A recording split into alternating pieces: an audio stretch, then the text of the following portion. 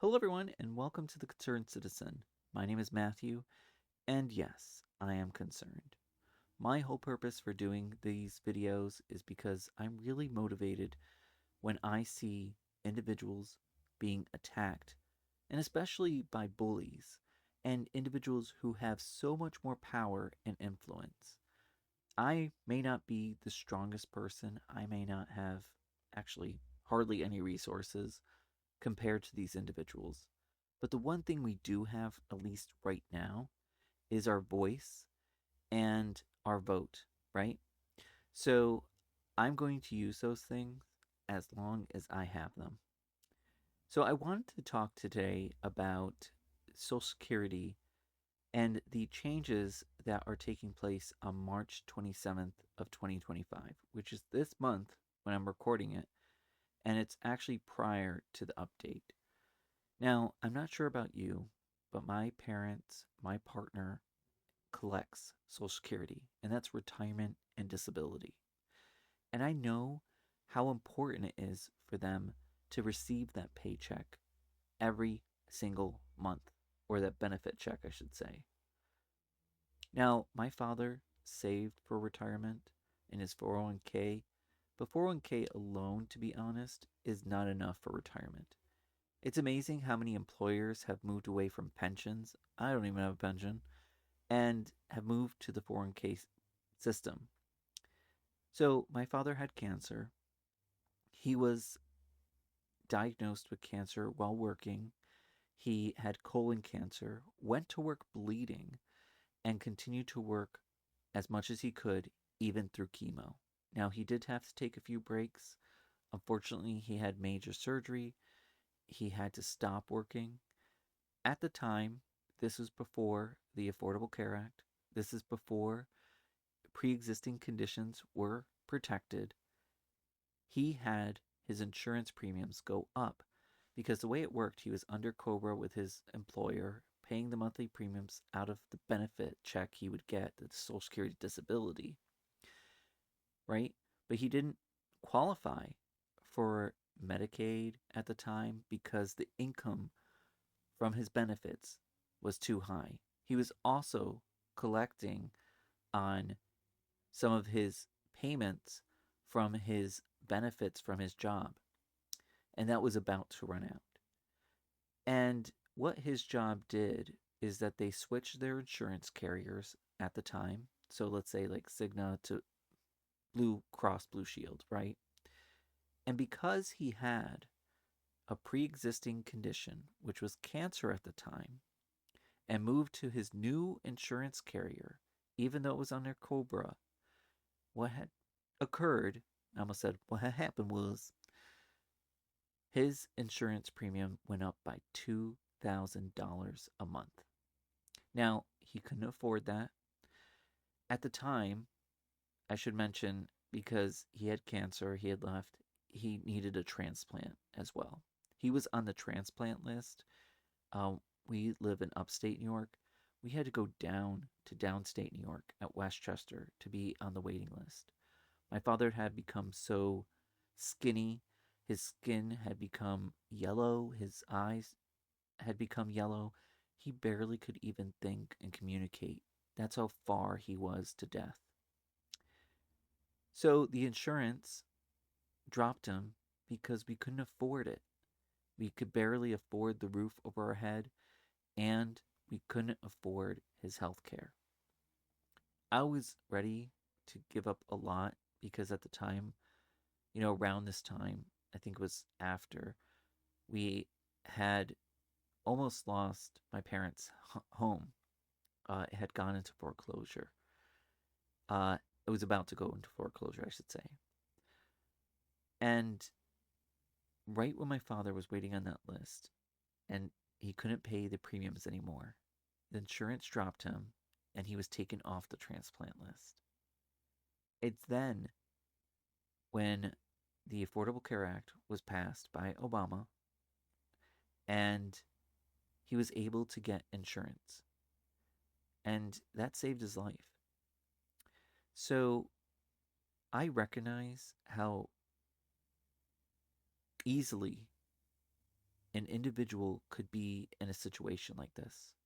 You know, my partner, my boyfriend, was going to work. All of a sudden, within a week, had a stroke, which left him with impairment on his arm, really difficult to speak, can't feed him, eat solid foods, and can't feed himself. And all within a week, and being so young in his 30s. So, why do I tell you that? Because I use my experiences of those around me and my own personal life experience to empathize with other individuals. And I feel like empathy, to be honest, is lacking. You know, I see the Facebook post, I see the social media post, and I watch the videos of people just not caring that other people are suffering. You know, I saw that Trump and Elon Musk were firing federal workers and they were going through terrible things, meaning that they were losing their jobs. They were concerned about how they were going to support their families. Some of them had family members who were sick. And there was no empathy coming from lots of people who supported Trump. They were like, well, it's for government efficiency. It's funny that here in upstate New York, we just recently experienced where many of the correctional facility workers went on strike. Kathy Hochul, who's our governor here in New York, had called in the National Guard while they were on strike to actually staff the jails. Now, the strike ended, but lots of those people that were in strike ended up losing their job. And I believe I read an article that said 2,000 individuals. The same people, and I'll pinpoint a person, right? One of the individuals who was very insensitive to everyone else and not caring and say, boo hoo hoo, I don't care about your sob story. All of a sudden, when Kathy Hochul had fired these individuals, was sharing a story about somebody struggling and saying, cancer treatment and all these things. And he just goes, I'm without words. This is terrible. And yes, it is terrible. I don't agree with it. I don't agree with Kathy Hochul doing that for a few reasons. Why? I believe that workers do have a right to protest, and what they're doing is using the little leverage that they have to try to gain more of even playing field and a benefit for their family and their pocketbook and their livelihood. So I'm a registered Democrat. I don't agree with that action from Kathy Hochul. I express empathy for the individuals that lost their jobs in this situation. And I do think that it's unfair because, these individuals were using their leverage, which they have so little already. And to see that Kathy Hochul and these individuals went back and said, hey, guess what? You're fired. Nope, you're not going to be able to get your job back. I don't think is right, to be honest. And I have empathy for those individuals. And that's what me also having empathy for the people that Trump has let go of.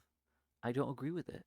So no matter who does it, I don't agree with taking away people's livelihood. So when we talk about Social Security and what's going on, that the new rule effective March 27th of 2025 is that if you're overpaid, and by the way, my father has been overpaid, I know other people who collect Social Security who have been overpaid, no fault of their own, due to a miscalculation by the Social Security Administration, you receive these overpayments. And I'm not sure about you. I don't know how they do their calculations. I just go, okay, there's a check in the mail. I am okay, thank you. Right? So that's how it would be if I were collecting. So the new rule is that you have to pay 100% of that back in your next benefit check until the balance is paid in full. So let's take a moment and think about that. That means that you may not get a benefit check for a month, multiple months, even a year, depending how long it was until that was noticed.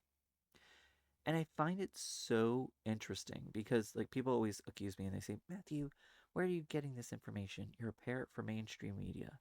Well, I went to the Social Security Administration website and saw for my own eyes that it says the Social Security Administration announced it will be increasing the default, by the way, default overpayment withholding rate for Social Security beneficiaries to 100% of a person's monthly benefit.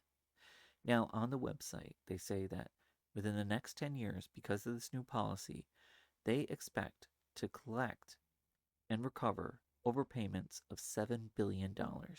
Now, for lots of people, they're going to go, okay, that's great. See, Matthew, the government working efficiently. Well, with Elon Musk and his Doge, right? Before you actually go and cut people's jobs and cut the budgets and all that, why don't you address situations like this? Why don't we look into how is this happening? $7 billion in overpayment? If you were honest up front and letting the people know how much money, you were going to deduct, then that would have been more beneficial. That is more efficient. So I find it really crazy that that's not the area of focus. You never see Doge focusing on these issues. You also don't see them focusing on the lack of revenue that we are not retrieving from, of course, billionaires and corporations, right? That would sustain Social Security. And we'll get into that in a little bit. But it's really terrible. And like I went to the website myself. You can go check it out yourself as well. So I'm thinking that, this is money that people depend on every month for their food, for the roof over their head, their electricity, for medical expenses. It's terrible. Now, did you also know that well, I shouldn't say only, 40%, which is a huge number, of older Americans rely solely on Social Security income, meaning that they don't have any other income coming in. And get this, only 7% of retirees who are collecting Social Security have an ideal situation. And what is an ideal situation? It's Social Security, pension, and savings. I hardly even have anything in my savings. And to tell you the truth, like I mentioned earlier, I don't have a pension. And how many people actually have a pension? Because I think that majority of Americans do not have a pension. So when I see this ideal situation, I'm like, a pension? What is that? I mean, I know what it is, but I'm like, what is that? Because it seems like this imaginary thing. It's interesting this article also indicates that Social Security kept 7.5 million households out of poverty and reduced public assistance cost by $10 billion. And by the way, this is what people are paying in. This is their money. So I find it so interesting that Donald Trump, Elon Musk specifically in this instance, saying it's a Ponzi scheme. Of course, Donald Trump also wants to get rid of it as well. Why? Because it's just another thing that can benefit the rich. So, in that question, what I'm saying, how many people actually get a pension? Well, I did some research. According to US News, only 15% of private workers have access to a pension fund. Now, that's have access. Now, that to me indicates that these individuals may not actually be contributing to or getting the benefit of the pension fund. So it's also known as defined benefit plan. And did you know that more employers obviously are moving towards the 401k area? And I looked at some information with 401ks. A lot of people say actually it's not ideal and not enough usually for retirement. And that's per Instapedia. And this is due because the inflation and taxes erode the value. The plan fees on mutual funds and fees reduce the overall positive impact that an individual can have. And sometimes it's not enough. You don't have enough to actually put away for the retirement that you actually need to. You can't take that much out of each paycheck. So, especially with the rising cost of, rent and mortgage and everything else in groceries, that's deducting from what you can save. So the younger generation is concerned even if they're going to even have this as a benefit. And the older generation is concerned if there will be enough in their monthly check or will it be decreased when prices are going up. So looking at the Social Security rules, the maximum payroll tax for Social Security is $176,000 that is taxed. So any earners that earn past that amount, that additional money past $176,000 is not going to go into the payroll tax for Social Security. Now, there is a redistribution of wealth that people keep on talking about and people keep on ignoring.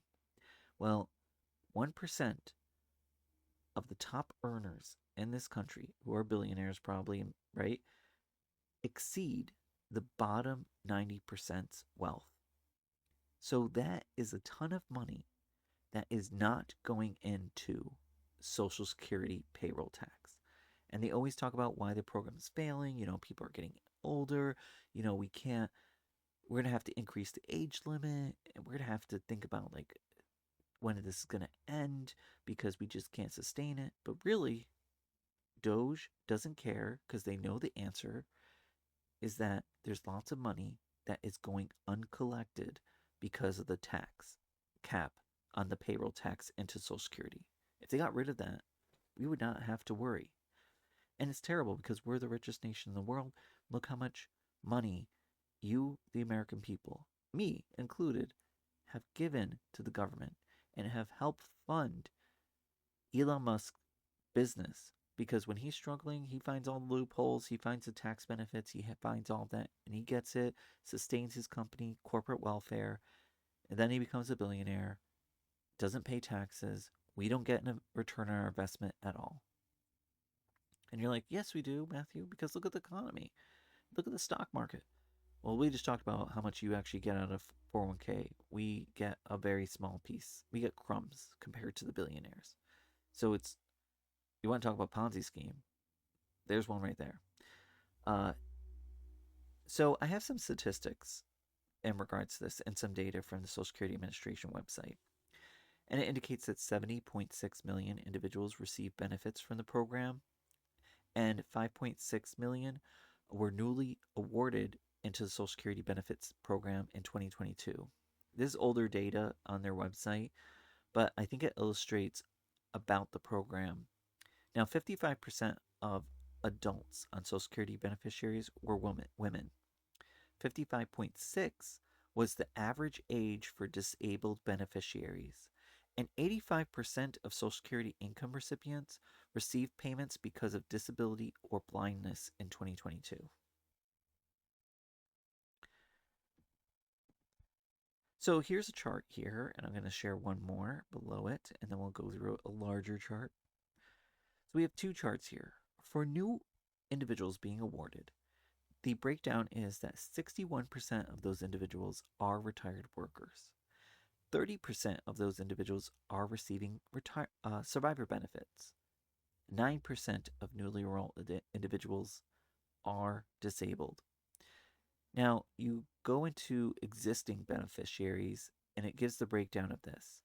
74% of work individuals receiving benefits are retired. 6% are receiving spouse or child disability retired benefits. Other people are receiving 9% receiving survivor and deceased worker benefits, and 12% are receiving disabled workers benefits. So let's look at this because Donald Trump and Elon Musk like to say, like, hey, look how many people above 150 are collecting benefits. Well, if you look at this is from Social Security Administration themselves in regards to the population that is collecting. And you could see that 65 to 74 age range represents 44% of this. 62 to 64 is 70% or 7%. And then you have 75 to 84 is 26. And the area that I'm focused on here is individuals 85% and older, which is 9%.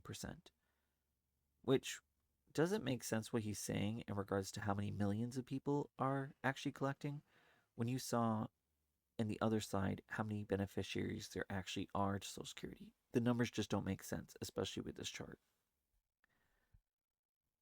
I get really upset thinking about these changes and why they're taking place. And why do I get upset? Because I know how fragile this is in regards to this is one paycheck a month that people are balancing off of.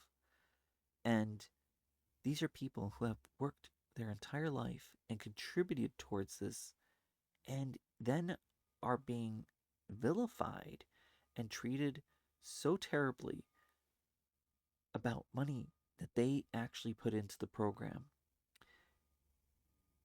I wonder what your thoughts are because I'm just so disgusted by this administration and it just keeps on getting worse, to be honest. I really believe at this point we should be talking about impeachment for Donald Trump and there should be repercussions for all the Republicans who are allowing this to take place. And believe me, I also believe there should be I can't even talk, right? I also believe there should be repercussions for the Democrats who sat quietly and then also voted to confirm or allow these actions to go through. So I hope that you're doing well. I know that you're probably like, Matthew, this is terrible news. What do I do? Write to your local elected officials. I'm writing to mine. I have Chuck Schumer, and then I have Kristen Gillibrand, who I'm also writing to as well. And I'm expressing my disappointment because we should do better. These are what us, the American people, put into this program. And we're being completely brainwashed into thinking that other Americans who are collecting are the problem. Other people are the problem. Well, really, it's the rich. It's people like Elon Musk. It's corporations. So thank you. Until next time, subscribe, like, leave a comment.